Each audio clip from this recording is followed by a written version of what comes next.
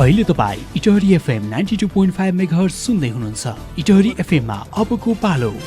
Itahari FM र इटहरी नमुना कलेजमा आम सञ्चार तथा पत्रकारिता विषय लिएर अध्ययन गर्दै आएका विद्यार्थीहरूको सहकार्यमा उत्पादन गरिएको रेडियो कार्यक्रम समसामयिक सरोकार।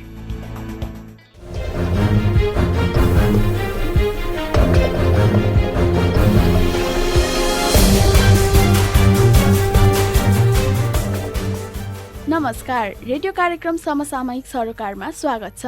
म स्नेहा बराल। यो कार्यक्रम इटहरी एफएम र इटहरी नमुना कलेज आम सञ्चार तथा पत्रकारिता अध्ययनरत तेस्रो वर्षको उत्पादन हो। यो कार्यक्रम तपाईँ 92.5 मेगाहर्ज सँगै www.iterifm.com.np बाट पनि सुन्न सक्नुहुनेछ। कार्यक्रम समसामयिक सरोकारमा हामी फरक फरक विषयमा कुराकानी गर्दै आइरहेका छौँ। यसै क्रममा आजको कार्यक्रममा हामी लामो समयदेखि भएको लकडाउनले कृषि क्षेत्रमा के कस्ता प्रभाव पारेका छन् भनी कुरा गर्नेछौँ। आजको कार्यक्रममा हामीले कार्तिक पहिलो हप्ताको कृषि गतिविधि, यसै विषयमा तयार पारिएको रेडियो रिपोर्ट, किसानहरूसँगको कुराकानी, कृषि सामग्री कम्पनी लिमिटेड सुनसरीका प्रमुखसँगको अन्तर्वार्ता र रेडियो फिचर प्रस्तुत गर्नेछौँ। कार्यक्रमको सुरुमा सहकर्मी साथी दिपाश्री र विकासले तयार पार्नु भएको साताभरिको कृषि गतिविधि। सुनसरीका किसान यति बेला चरम मार्कामा छन्। एक त लकडाउनले उत्पादन खेर गएको छ, अर्कोतर्फ बजार मूल्यमा आएको गिरावटले किसानमा थप नैराश्यता बढाएको छ। कोभिड-19 का बीच लामो समय मुलुक लकडाउनमा रहँदा किसानले आफ्नो उत्पादन बजार पुर्याउन पाएनन्। गाईबस्तुलाई सागसब्जी खुवाउन बाध्य किसानले उक्त पीडा भुल्न सकेका छैनन्। यति बेला मुलुकमा लकडाउन खुलेको छ, ठप्प रहेको अर्थतन्त्र चलायमान बन्दैछ, कारोबार क्रमशः बढ्दै जाँदा चहल पहल समेत बढेको छ। तर किसानहरूका लागि भने हर्षको दिन आएको छैन, किनकि उनीहरूको उत्पादनले आशातीत बजार मूल्य पाउन सकेको छैन। सुनसरीको दक्षिणवर्ती हरिनगर गाउँपालिका 1 की सरिता देवी मेहता मेहनत अनुसारको बजार मूल्य नपाउँदा निकै चिन्तित देखिन्छन्। लगानी अनुसारको मूल्य नै नपाएको भन्दै उनी परिवारको छाक टार्न समेत धौधौ हुन थालेको बताउँछिन्। उनको बुझाइमा लकडाउन खुलेपछि बजारमा तरकारीको खपत हुँदा आफूहरूको उत्पादनले उचित मूल्य पाउनु पर्ने थियो, तर त्यसो भएन।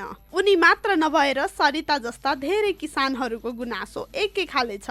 भाडा तिरेर तरकारी बेच्न गयो, तर नुनको भाउमा बेच्नु पर्ने बाध्यता छ। आखिर किन आयो त त्यस्तो बाध्यता? हामीले किसानसँग बुझ्न चाहेका थियौं। उनीहरू सबै जसोको एकै खाले भनाइ थियो, अस्वस्थ प्रतिस्पर्धा। ठुला व्यापारीले कमिसनमा तरकारी किन्छन्, जहाँ बढी मुनाफा देख्छन् तिनकै किन्छन्, जसमा ठुला किसानको हाली मुहाली देखिन्छ। ठुलो लगानीमा खेती गर्नेहरूका लागि सस्तैमा बेच्न पाए पनि फरक पर्दैन, जसको प्रत्यक्ष असर भने साना किसानहरूले भोग्नु पर्छ, जसको मार्का बुझेर सम्बन्धित निकायले उचित पहल गरिदिनु पर्ने उनीहरू बताउँछन्। उक्त विषयमा उद्योग वाणिज्य सङ्घ इनरवाले साना किसानको मार्का जायज रहेको बताएको छ। अध्यक्ष वीरेन्द्र शाहले थोक तथा खुद्रा विक्रेतासँग बसेर सबै किसानले आफ्नो उत्पादन सहज रूपमा बेच्न पाउनु पर्ने अवस्थाको सुनिश्चितता गर्ने बताए। सुनसरीको सदरमुकाम इनरवा तरकारीको राजधानीका रूपमा चिनिँदै गएको छ। बसचोक नजिकै रहेको रामजानकी गुठी हाटमा लाग्ने तरकारी बजारले इनरवालाई तरकारीको राजधानीका रूपमा चिनाउन थालेको छ। एका बिहानैबाट लाग्ने हाटमा उपभोक्ता मात्र नभएर किसान तथा व्यापारीको निकै ठुलो भिड लाग्ने गरेको छ। दैनिक ठुलो संख्यामा किसान आफ्नो उत्पादन बिक्रीका लागि इनरवा पुग्ने गरेका छन्। स्थानीय मात्रै नभएर विभिन्न जिल्लाका थोक व्यापारीहरू सागसब्जी खरिदका लागि इनरवा पुग्ने गरेका छन्। पहाडी भेगका व्यापारी समेत तरकारी खरिदका लागि इनरवा पुग्ने गरेको पाइएको छ। त्यसका अलावा सुनसरीका विभिन्न बजार क्षेत्र सहित झापा, मोरङ, सिराहा र सप्तरीबाट समेत व्यापारीहरू इनरवा आउने गरेका छन्, जसले इनरवाको तरकारीको माग बृहत रहेको सहजै अनुमान लगाउन सकिन्छ। विराटनगरबाट तरकारी किन्न आएका व्यापारी मुकेश शाहका अनुसार इनरवाका खास गरी ग्रामीण क्षेत्रको उत्पादन अन्यत्रको भन्दा निकै राम्रो छ। ताजा र स्वादसहितको सागसब्जी पाइनाले समेत स्थानीय बजारमा माग बढी छ। त्यसैले हरेक दिन बिहान इनरवा आउने गरेको उनले बताए। इनरुवा थोक बजार केन्द्रको व्यवस्थापन सम्हाल्दै आएका जीवराज दाहाल समेत स्थानीय उत्पादन अन्यत्रको दाँजोमा अब्बल रहेको बताउँछन्। त्यही भएर इनरुवाको सागसब्जी पूर्वका विभिन्न सहर बजार मात्र नभएर राजधानी काठमाडौँसम्म पुग्ने गरेको छ। स्थानीय उत्पादन भएकाले समेत तरकारीको माग अनुसार व्यापारीहरू खरिदका लागि इनरुवा आउने गरेको उनी बताउँछन्। कृषि ज्ञान केन्द्र इनरुवाले किसानका लागि अनुदान उपलब्ध गराउने भएको छ। कार्यालयले पत्रकार सम्मेलनको आयोजना गरी किसानका लागि अनुदान उपलब्ध गराउने जनाएको हो। पत्रकार सम्मेलनमा दिएको जानकारी अनुसार व्यावसायिक रूपमा खेती गर्नेहरूका लागि कार्यालयले अनुदान दिनेछ। कार्यालय प्रमुख नुनुलाल उराउका अनुसार तरकारी खेती, सूर्यमुखी खेती र माछा पालन शीर्षकमा किसानका लागि अनुदान उपलब्ध गराइनेछ, जसका लागि समूहगत फर्म दर्ता भएको हुनुपर्नेछ। उराउका अनुसार अनुदानको लागि मापदण्ड तोकी सूचना आह्वान गर्ने र रीत बमोजिम आएका निवेदन उप छानबिन गरी मूल्याङ्कनको आधारमा अनुदान तय गरिनेछ। कार्यालयले जनाए अनुसार बिउ बिजन, मलखा, दानाका साथै अनुदानका रूपमा किसानहरूका लागि उपलब्ध गराइनेछ। माछा पालनका लागि पोखरी खन्ने कामको लागि समेत कार्यालयले अनुदान दिने उराउले बताए।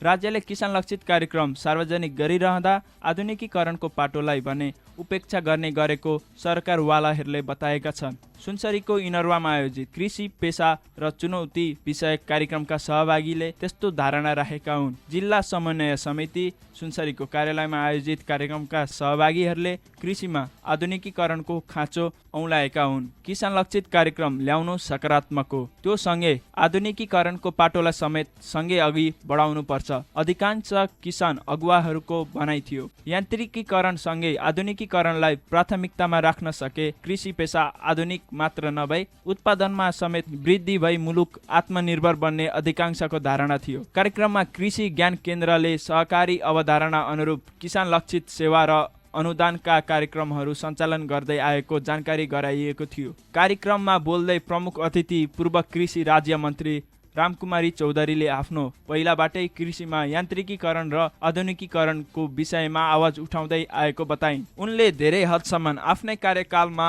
योजनाहरू तय भए कार्यान्वयनको चरणमा रहेको बताइन्। चौधरीले समय सापेक्ष र माटो सुहाउँदो कार्यक्रम सञ्चालनमा ल्याउनु आजको आवश्यकता रहेको बताइन्, जसका लागि सरकारमा रहेको आफ्नो पार्टी समक्ष पहल कदमी जारी राख्ने बताइन्। सो कार्यक्रममा सुनसरीका प्रमुख जिल्ला अधिकारी, सुरक्षा निकायका प्रमुख, कृषि विज्ञका साथै किसान अगुवा तथा अन्य सरकारवाला सहितको उपस्थिति रहेको थियो। श्रोता, भर्खरै सुन्नुभयो साताभरिको कृषि गतिविधि साथी दिपाश्री निरौला र विकास पौडेलको आवाजमा। कृषि गतिविधिपछि कार्यक्रममा अब सहकर्मी स्नेही झाले कृषि ज्ञान केन्द्र इनरुवा सुनसरीका योगेन्द्र यादवसँग गरिएको संक्षिप्त कुराकानीको पालो। किसानहरूलाई के कस्ता सुविधा प्रदान गर्नुभएको छ भनेर सहकर्मी स्नेही झाले सोध्नु भएको छ। सुनौ उहाँको जवाब। 6-7 महिनाको लकडाउनले गर्दा यो कृषि क्षेत्रमा चाहिँ के कस्तो असर परेको रहेछ? अब वास्तवमा अरू क्षेत्रमा समस्या भए जस्तै कृषि क्षेत्र पनि यसबाट चाहिँ एकदम चाहिँ राम्रो भयो भनेर छैन। वास्तवमा एकदमै यदि कुनै चिजमा असर परेको छ भने कृषि क्षेत्रमा हो। अब एक त समयमा मल बिउ सबै चिजको अभाव, अर्कोतिर चाहिँ अब किसानले लगाएका चिजहरू अब त्यो समयमा बिक्री वितरण गर्न नपाउने हैन। अब बिक्री गर्न नपाएपछि अब सबै उसको घर परिवार चलाउन गाह्रो हुने हैन।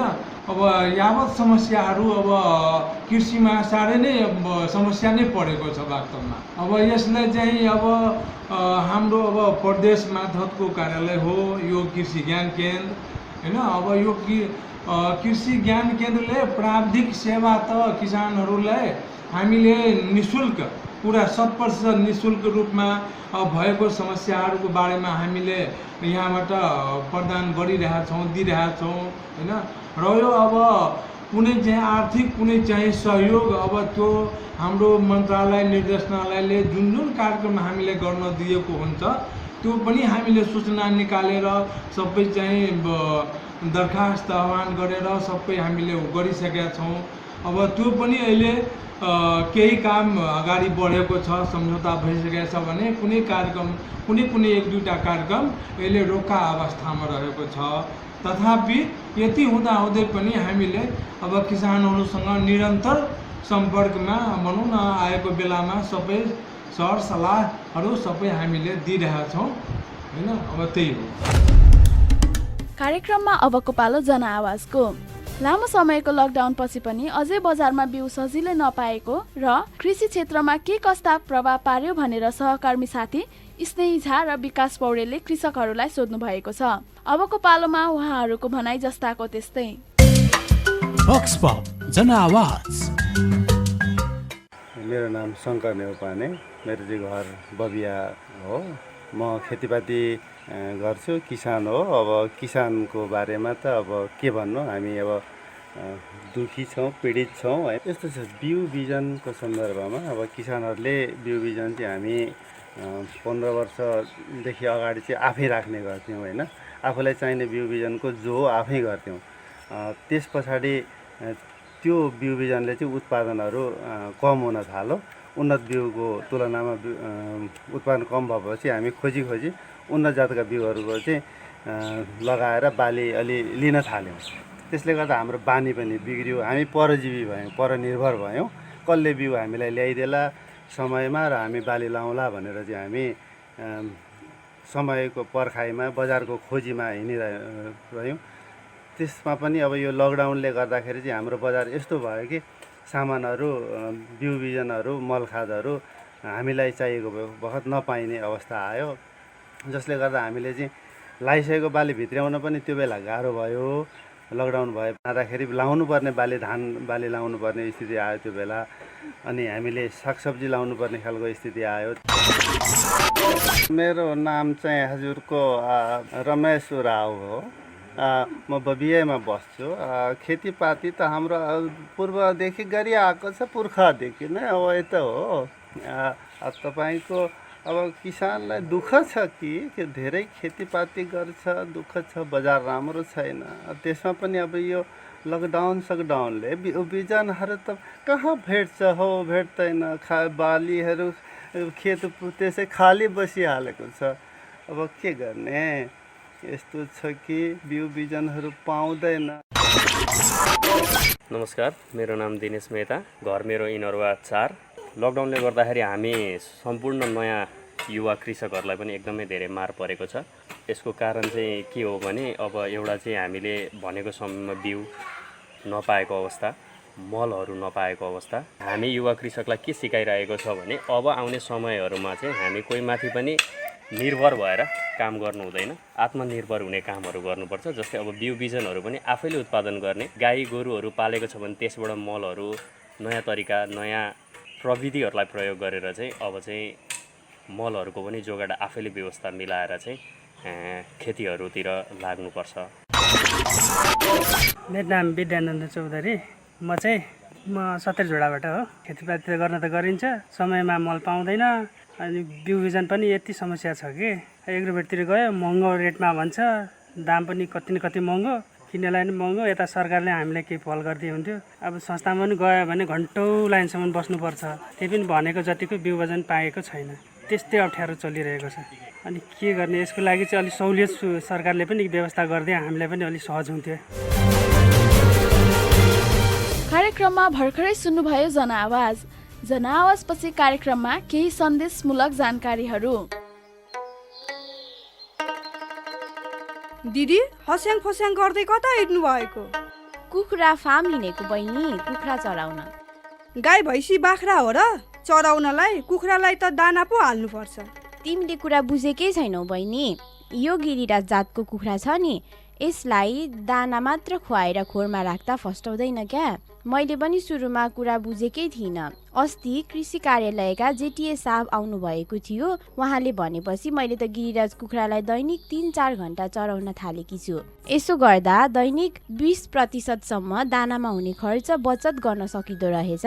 यसका साथै बाहिरी वातावरणसँग घुलमिल हुने हुँदा कुखुरा राम्रोसँग फस्टाउँछ। यति मात्र कहाँ हो र, यसका थुप्रै फाइदाहरू छन्। यसरी चढाउँदा आवश्यक खनिज तत्त्व तथा भिटामिन समेत प्राप्त गर्ने हुँदा यसको तौल पनि छिटो बढ्छ र मासुको गुणस्तरमा पनि सुधार आउँछ।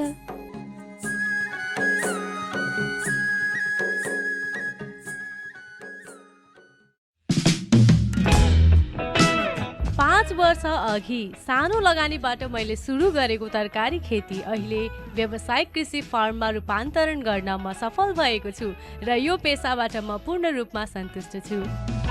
हामी जस्ता युवाहरूले आफ्नो श्रम र सिपलाई सही सदुपयोग गर्दै आधुनिक तरिकाले तरकारी खेती गर्ने हो भने रोजगारीका लागि कोही पनि युवा अब विदेशिनु पर्ने छैन, यो मेरो विश्वास हो। कृषि विषयमा मास्टर डिग्रीसम्मको अध्ययन पुरा गरिसकेपछि म पनि व्यावसायिक रूपमा तरकारी खेती गर्दै आइरहेकी छु र 8-10 जना युवाहरूलाई रोजगारी समेत दिइराखेकी छु।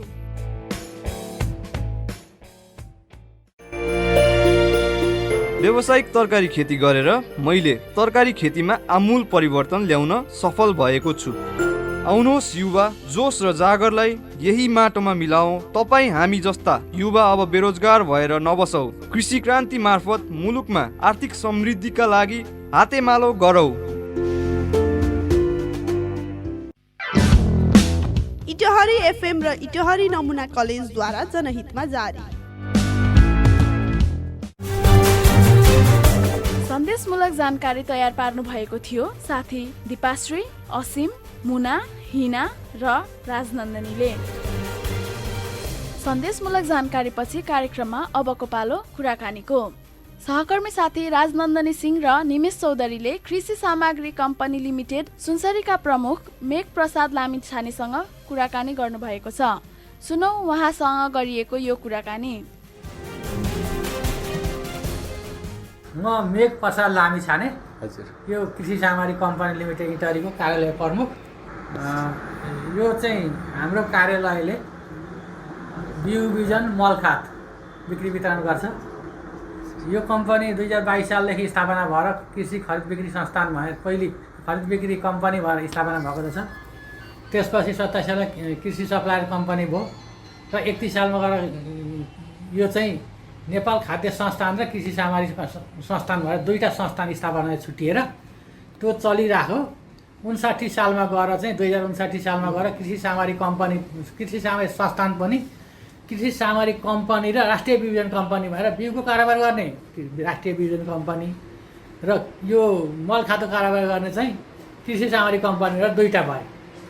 र त्यो पनि चल्दै 76 सालमा गएर साउनमा चाहिँ फेरि कृषि सामग्री कम्पनी र राष्ट्रिय बिउजन कम्पनी मिसिएर एक भई फेरि कृषि सामग्री कम्पनी लिमिटेड एउटै मात्रै भयो अहिले। अब अहिले चाहिँ हाम्रो यहाँ पहिले दुईवटा अफिस थियो, एक घरमा तल र माथि। अहिले हाम्रो एउटै अफिस छ यहाँ। सर यो चाहिँ कुन अफिस हो अहिले? अहिले कृषि सामग्री कम्पनी लिमिटेड। राष्ट्रिय बिउजन कम्पनी भन्ने जुन थियो त्यो यसैमा गाभिएर त्यो पोहोरदेखि हट्यो। सर त्यो कम्पनी चाहिँ कता गयो? अब यहाँ आयो सर। त्यो हामी यहाँ दुईवटा अफिस चलाएका थियौँ। एउटा कृषि सामग्री कम्पनीले मल मात्रै कारोबार गर्थ्यो र बिउ बिजन राष्ट्रिय बिउजन कम्पनीले बिउ मात्रै कारोबार गर्थ्यो। अब यो दुईटै मिसेर अहिले एउटै कृषि सामग्री कम्पनी लिमिटेड भयो। दुईटै कारोबार यसैले गर्छ। बिउ पनि यसैले मल पनि यसैले। यस्तो छ सर। यो हाम्रो यो कम्पनीले मलहरू चाहिँ कहाँ पठाउने हो? यहाँबाट हामी कहीँ पनि पठाउँदैन। हामीले जिल्लाभरिका गाउँपालिका नगरपालिकाका हाम्रा विक्रेताहरूलाई दिन्छौँ। उहाँहरूले चाहिँ कृषकहरूलाई त्यहाँ गाउँ गाउँमा लगेर वितरण गर्नुहुन्छ। विराटनगर जाँदैन? जाँदैन। हामी विराटनगरबाट चाहिँ यहाँ आउँछ। विराटनगरमा चाहिँ हाम्रो प्रदेश कार्यालय हो, त्यहाँबाट चाहिँ यहाँ आउँछ। तर हामी चाहिँ यहाँबाट चाहिँ कहीँ पठाउँदैनौँ। आवश्यकता पऱ्यो र केन्द्रले आदेश दियो भने हामी कुनै जिल्लामा यहाँ धेर भयो, कहीँ अलिक पुगेन भने चाहिँ हामी दिने हो। तर हाम्रो आफ्नो खुसीले यहाँ कहीँ पठाउन पाउँदैनौँ। यहाँ चाहिँ यही जिल्लालाई मात्रै खपत हुन्छ र यही जिल्लाका हामी सहकारीहरू गाउँका नगरपालिकामा भएका गाउँपालिका भएका सहकारीहरूले विक्रेताहरूले हाम्रोबाट लान्छन् र उहाँहरूले चाहिँ आफ्नो ठाउँमा कृषकहरूलाई बिक्री वितरण गर्नुहुन्छ। सर यो जस्तै अरू ठाउँमा आवश्यक भयो भने नि यो कसले भन्ने हो तपाईँहरूलाई? यो ल त्यहाँ दिनुहोस् भने यहाँ छ एप्लिकेसन लेख्नु पर्यो कि कुनै ठाउँमा अथवा कुनै जिल्लामा? यो गाउँपालिका यो नगरपालिका यो जिल्लाभित्र त कुनै आएन। यो जिल्ला बाहेक मल पुगेन। यहाँ चाहिँ हामीसँग छ स्टकमा भने हाम्रो केन्द्रीय कार्यालय लिएर मन्त्रालय केन्द्रीय कार्यालय प्रदेश कार्यालय हाम्रो यसले उहाँहरूले चाहिँ हामीलाई पठाउनुहुन्छ। यसरी उहाँ यो ठाउँमा पठाइदिनु यति त्यो आवश्यक भएको हुनाले यति भनेर हामी त्यो अनुसारले हामी पठाइदिनु नभए हामीले पठाउन पाउँदैनौँ। बिउ बिजनहरूमा चाहिँ के को बिउहरू हामी यहाँ गहुँ, धान, मकै, तोरी, मसुरो, घाँसको बिउ, ढैँचा यो बिउ बिक्री गर्छौँ। यो बिउको चाहिँ यहाँ के पैसा लाग्ने हो कि नेपाल सरकार? पैसा लाग्ने, यहाँ किनेर लानुपर्छ। सर यो यहाँ चाहिँ नगद जम्मा गरेर हजुर अनि त्यो पैसाले हामीले किनेर लाने, नेपाल सरकारले कसैले कहीँ अनुदान दियो भने अनुदानको मूल्य घटाएर दिने हो, नभएदेखि हामीले पुरा दाममा हामी यहाँ बिक्री वितरण गर्छौँ। यो नेपाल सरकारले त कृषि क्षेत्रलाई अलिकति बढी फोकस गर्ने होइन त? गर्ने हो, तर यस्तो हुन्छ यो संस्थाहरूले चाहिँ सरकारले अथवा अनुदानमा यति यति सामान दिनु भनेर हामी त्यो सरकारले नीतिअनुसार चल्ने हो। हजुर। र त्यो केही छैन भने हामी यहाँ बिक्री वितरण मात्रै गर्ने हो। भनेपछि यहाँबाट तपाईँहरूले डिलरमा दिने हो? डिलरलाई दिन्छौँ, हाम्रा विक्रेताहरूले लगेर गाउँ गाउँमा बिक्री, त्यो पनि त्यसरी नै हो, बिउ पनि मल जस्तै। र अनुदानमा चाहिँ अब सरकारबाटै चाहिँ यति यति अनुदानमा उपलब्ध गराउनु यसरी कृषकलाई अथवा गाउँपालिका अथवा नगरपालिकामा भनेर आयो भने हामी त्यही नीतिअनुसार के नीति आउँछ त्यही अनुसार गर्ने हो। यो अनुदानको लागि चाहिँ के हामी सामग्री के ल्याउनुपर्छ? त्यो त हामीले थाहा हुँदैन, त्यो चाहिँ सरकारले तोके अनुसार हुन्छ। वडा कार्यालयको सिफारिसहरू अब त सरकारले के लिएर ल्याउनु पर्यो कि किसान भएको? अब यसो हुन्छ, सरकारले के लिएर जानु तपाईँको त्यहाँ भन्ने तोकेको हुन्छ। हजुर। त्यही अनुसारले कृषकले अथवा नगरपालिकाले अथवा कसले लाने हो, कसरी दिने हो। अब यहाँ त अहिले बिउको लागि के छ, नगरपालिका अथवा गाउँपालिकाले आफ्नै पैसाबाट अनुदानमा यहाँबाट हामीसँग पुरै दाममा तिरेर लानुहुन्छ र उहाँ लगेर कृषकहरूलाई अनुदान 50% अनुदानमा बेच्दै पनि दिनु पनि हुन्छ। त्यस्तो पनि छ कति कति नगरपालिका गाउँपालिकाको नीति। त्यो 50% यहाँबाट तिरेको चाहिँ त्यो नगरपालिकाले तिर्ने हो? नगरपालिका तिर्ने हो। त्यो चाहिँ अनुदान भयो? अनुदान त चाहिँ कृषकलाई उहाँहरूले अनुदान दिएको। जस्तो हिजै पनि यहाँ हाम्रामा बोडीगङ्गा गाउँपालिका मोरङको एउटा उहाँहरू आएको छ। उहाँले के भन्नु भने हामीलाई अलिकति 5000 केजी जति गहुँ चाहिएको छ, हामी कृषकलाई 50% अनुदानमा दिन्छौँ भनेर। उहाँले चाहिँ यहाँ पुरै पैसा तिर्नुहुन्छ। हाम्रो 65 रुपियाँ केजीको दाम छ गहुँको, र उहाँले लगेर 65को आधीमा 50% अनुदान भनेपछि त आधी भयो नि त। आधीमा उहाँहरूले चाहिँ उहाँ कृषकहरूलाई बाँड्नुहुन्छ। त्यो चाहिँ अनुदान उहाँहरूको निजी हो, त्यो नगरपालिकाको अथवा गाउँपालिकाको, यहाँको चाहिँ होइन। त्यस्तो यहाँबाट चाहिँ अनुदान त्यस्तो हुँदैन। यहाँ चाहिँ फुल्ली प्राइस तिर्ने। सर यो हाम्रो एउटा नेपाल त कृषि प्रधान देश हो नि। अब हाम्रो यो देशमा आफैले मल उत्पादन गरेर कृषकहरूलाई दिँदा त हामीलाई धेरै सहुलियत हुन्थ्यो नि त, कम दाममा पाइन्छ। त्यसमा हजुर के भन्नुहुन्छ? यसमा त यो आफै उत्पादन गर्नु सबैभन्दा राम्रो कुरो हो। हाम्रो वर्षेनी अरबौँ रुपियाँ बाहिरबाट अहिले मल किन्दा खर्च भएको छ। त्यो यी लगानी गर्न यहीँबाट कारखाना खोलेर गर्नुभयो भने मल समय पनि पाउने थियो, कृषकले भनेको बेलामा पनि मल पाइन्थ्यो, उत्पादन वृद्धि हुन्थ्यो। अहिले जस्तो हाकार भएको जस्तो बेलामा पनि यहाँ यी उत्पादन त मल त पाउँथ्यो नि त, उत्पादन त्यसै वृद्धि हुन्थ्यो नि त। त्यो लगानी हाम्रो बाहिर जाने पनि थिएन, पैसा यहीँ हुन्थ्यो। अब त्यो अब सरकारको नीतिको कुरो हो, अब कसरी कहिले बन्छ के हुन्छ होइन, त्यो त हामीलाई थाहा हुँदैन। गर्दा चाहिँ राम्रो हुन्छ। त्यसमा तपाईँ सल्लाह केही दिन सक्नुहुन्छ? सल्लाह त यसो यो त नेपाल सरकारले उत्पादन गरेर के अरे कारखाना खोल्न सक्नुपर्छ। खोल्दाखेरि चाहिँ सबैभन्दा राम्रो। हामीले त अब सल्लाह दिने भन्दा नि खोल्दैदेखि हुन्थ्यो, राज्यको लागि पनि राम्रो हो, जनताको लागि पनि राम्रो हो। सर हाम्रो देशमा त्यो खोल्ने क्षमता छ? होइन, यहाँ हामीले त यो विषय त बुझेका छैनौँ, तर मान्छेहरू भन्छन् हाम्रा बिजुली पुग्दैन अरे पहिले चाहिँ भन्ने सुनेको हो। अब त बिजुली उत्पादन पनि हाम्रा धेरै भयो, पुग्ला होइन। पहिले चाहिँ हामीले के सुन्थ्यौँ भने बिजुली चाहिँ धेरै चाहिन्छ, त्यही भएर चाहिँ पुग्दैन, बिजुलीको हामीसँग कमी छ भन्ने हामीले सुनेको। अब अहिले त हाम्रो नेपालमा उत्पादन भएको बिजुली त धेरै छ नि त, त्यसले गर्दा त अब पुग्ला। अब सरकारले त गर्ला नि त, एक दिन त खोल्ला, तुरुन्तै आज नहोला भोलि त होला नि त, त्यही हो। सर तपाईँ पनि एउटा अब सरकारी निकायकै मान्छे हो, त्यसमा तपाईँको भूमिका पनि हुनु पर्यो नि त। अब यसो नि त हाम्रो त भूमिका के भने हामीलाई त यहाँ सरकारले खोल्दैदेखि हामी त मल बिक्री गर्ने मान्छे होइन, बेच्न पाउने थियौँ, कृषकले सहज रूपमा पाउने थिए, उत्पादन वृद्धि हुन्थ्यो, त राज्यको लागि फाइदा हो नि त, राष्ट्रको लागि राम्रो हो नि त। उत्पादन वृद्धि हुनु भने त राज्यको चाहिँ इन्कम बढ्ने हो, जनता सुखी हुने हुन्, हाम्रो कृषकहरू सुखी हुने हुन्, सुविधा हुने हो, सबैलाई हामी सबैलाई फाइदा हुने हो। उत्पादन बढेपछि मूल्य घट्ने हो, होइन त, हरेक छ नि त। श्रोता, कार्यक्रममा अब रेडियो फिचरको पालो। सहकर्मी साथी स्मिताले लकडाउनले कृषकमा कस्तो असर पार्यो भनेर तयार पार्नु भएको यो सामग्री अबको पालोमा। कृषि क्षेत्रका लागि वर्षकै उर्वर मानिने समयमा सुरु भएको लकडाउनले आश्रित नागरिकलाई असहज गरेको छ। निर्वाहमुखी खेती प्रणालीमा रहेका भन्दा व्यवसायमुखी कृषि तथा पशुपालनमा रहेका कृषकका लागि यो समय समस्यामा गुज्रिरहेको छ। पाँचथरमा मुख्य गरेर बेमौसमी तरकारी खेतीका कृषकहरूले ठूलो क्षति बेहोर्नु परेको छ। समयमा बजार नपुर्याउँदा नष्ट हुने कृषि उपजका कृषकहरूका लागि यो समय निकै पीडाको समय बन्यो।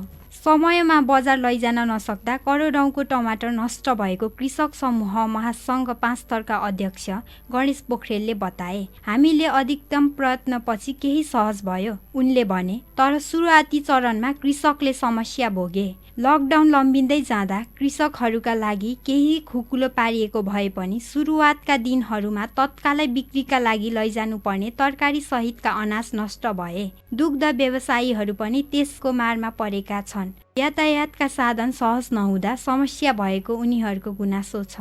बजारमा दैनिक पुर्याउने दुग्ध पदार्थ नियमित भए पनि जिल्ला बाहिर तथा देश बाहिर लैजानु पर्ने उपज नष्ट नै गर्नु परेको फिदिममा सञ्चालन भइरहेको सिदिन डेरीका सञ्चालक गोपाल रिजालले बताए। पशुपालनमा रहेका कृषकहरूका लागि पनि लकडाउनको अवधि कष्टकर बन्यो। मुख्य गरेर ब्रोइलर जातका कुखुरा पालनमा रहेका कृषकहरूले करोड मूल्यका कुखुरा गुमाए। लामो समयसम्म बजारमा मासुको खपत हुन नसकेपछि कुखुरा मर्ने समस्या मुख्य भयो। यो अवधिमा कुखुराका लागि दाना पुर्याउन नसकिएका कारण पनि समस्या भयो। कुखुरा पालक सङ्घ पाँचथरका अनुसार कम्पनीले दाना उत्पादन नै नगरेपछि बजारमा हाहाकारको अवस्था आएको छ। दाना पुर्याउन नसक्दा कृषकले कुखुरा नै गुमाउनु पर्ने अवस्था आयो। पछिल्लो समय केही सहज भए पनि लामो समयसम्म समस्यामा रहेका कृषक अझै लयमा फर्कन सकेका छैनन्। व्यावसायिक खेतीमा रहेका कृषकहरूको तुलनामा परम्परागत खेतीमा रहेका कृषकहरूलाई केही सहज भएको छ। लकडाउनको कारण अन्यत्र काम नभएपछि गाउँ फर्किएका युवा जनशक्तिको प्रयोगले खेती लगाउन सहज भएको कृषकहरू बताउँछन्। बाँझो रहेका जमिनमा पनि पछिल्लो समय खेती गर्न थालिएको छ, तर त्यो दीर्घकालीन भने छैन। जनशक्ति गाउँमा हुँदा मात्रै हुने खेतीलाई दीर्घकालीन मान्न नसकिने कृषि ज्ञान केन्द्र पाँचथरले जनाएको छ। लामो समयसम्म लकडाउनको अवस्था रहने हो भने धेरैले रोजगारी गुमाउने अवस्था छ। समस्याको समाधानका लागि सरकारले कृषक मैत्री सहायता ल्याउनु पर्ने उनीहरूको माग छ। कृषकलाई सहुलियतमा मल बिउ उपलब्ध गराउनेदेखि ऋण सहयोगसम्मका कदम सरकारी तवरबाट चालिनुपर्ने उनीहरूको भनाइ छ।